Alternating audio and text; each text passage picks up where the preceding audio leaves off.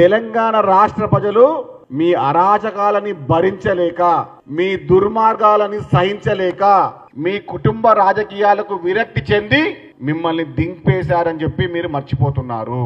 10 ఏళ్ళు farm house లో కూర్చొని ఉన్నందుకే కల్వకుంట్ల చంద్రశేఖరరావు గారికి 10 ఏళ్ళు ముఖ్యమంత్రి పదవి ఇచ్చిన తెలంగాణ ప్రజలు ప్రజల్లో ఉన్నందుకు, ప్రజాపాలన చేస్తున్నందుకు ముఖ్యమంత్రి రేవంత్ రెడ్డి గారిని వచ్చే 20 ఏళ్ల వరకు ముఖ్యమంత్రి సీటులో కూర్చోబెట్టబోతున్నారు తెలంగాణ రాష్ట్ర ప్రజలు. ప్రతిసారి ఏడుపు.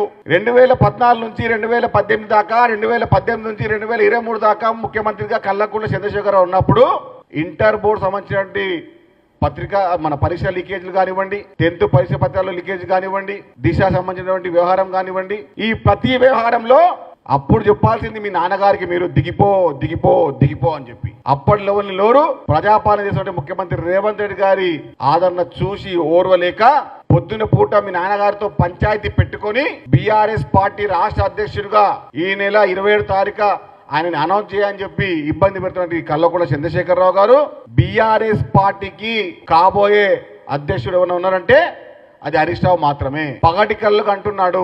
రేవంత్ రెడ్డి గారి కాలి గోటి కూడా సరిపోదు ఈ కేటీఆర్. ఫామ్ హౌస్ లో ఉన్నందుకు మీ నాన్నగారిని, గెస్ట్ హౌస్ లో ఉన్నందుకు మిమ్మల్ని తెలంగాణ రాష్ట్ర ప్రజలు దింపి వేశారు అని చెప్పి మర్చిపోతున్నారా? మీకు మతి భ్రమించిందా? లేకుంటే మైండ్ ఏమైనా దొబ్బిందా? లేకుంటే అధికారం పైన అసహనం ఏర్పడిందా? లేకపోతే మీ బావగారి పైన, మీ చెల్లెలి గారి పైన రాజకీయ కక్షతో ఉన్నటువంటి వ్యవహారంగా కనబడతా ఉంది మాకు. కేటీఆర్ గారికి పోటీ ఉన్నది హరీష్ రావుతో, కవితతో.